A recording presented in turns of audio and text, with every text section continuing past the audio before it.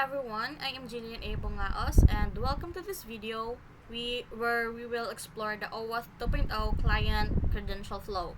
First, let us briefly explain what is OAuth 2.0 client credential flow. OAuth means Open Authorization. It is an industry authorization protocol. So, OAuth 2.0 client credential flow is primarily used for server-to-server communication. It allows an application to authenticate itself to another application using client credentials, typically a client and a secret, to obtain an access token. Token-based authorization means that there is no password sharing. You only provide authorization using either email or Facebook. Pero sa ato ang tutorial karon kay magamit ta og Facebook. But you do not share your password to the requesting application. Though na ay mga other grant type na nag-share siya password but client credential flow does not share password at all.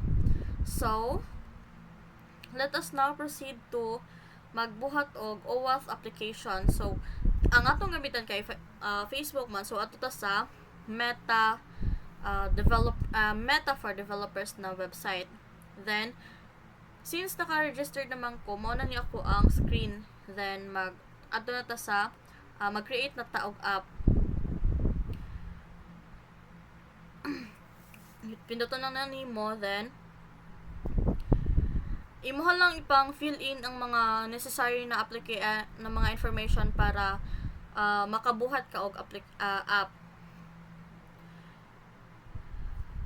This will give us the client ID and client secret code later, which is very important para sa authentication.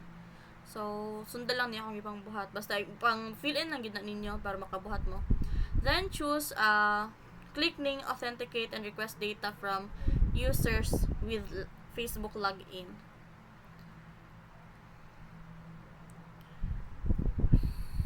Wait lang. This one. Then next, then basta ipang click lang na diha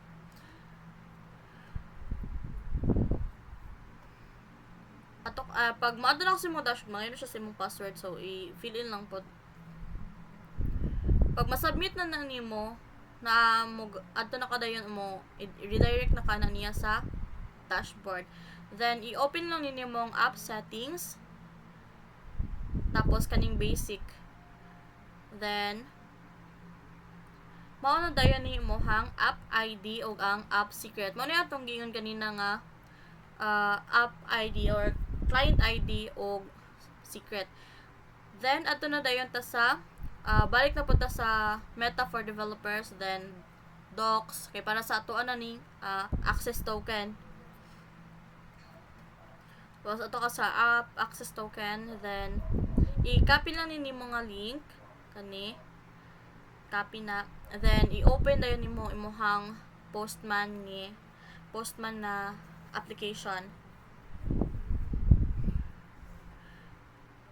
Tapos i-paste lang na nimo pero ang ako ang ibuhat kay gitanggalan ako siya og kanang mga spacing kay para pwede lang gid nato siya dayon pwede lang gid nato siya dayon i-paste diri sa kuan kanita ding yahang stable. I-paste lang to na tong client ID katong naa dito sa ato ang nasa tong dashboard kanina og ang katong client secret. Tapos i-send tayo na to. Click send.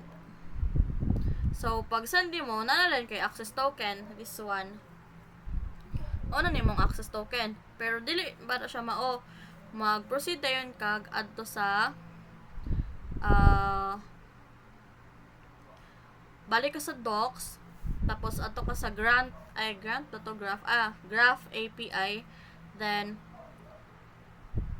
i-copy na po to nimong kuan yahang field, which is mo na siya ang murag parameters sa imuhang ang scope sa imuhang kuan mo lang tong credentials or sa imong resources. Copy lang nimo kani ang imong kuan kay ang user's name, email ug ang profile picture. So copy nimo, balik tapod ka sa postman. Tapos i-paste dayon nimo siya diri Pero dili pa ni mao. Adto pa ka sa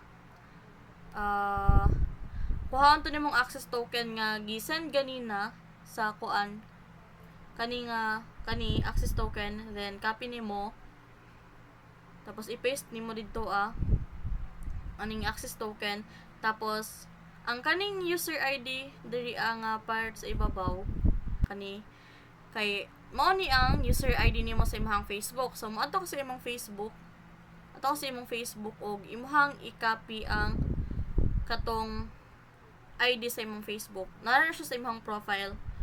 Then i-paste nimo, so mao na ni siya. Mong malabas. So Jillian Bungaos, then mo na siya.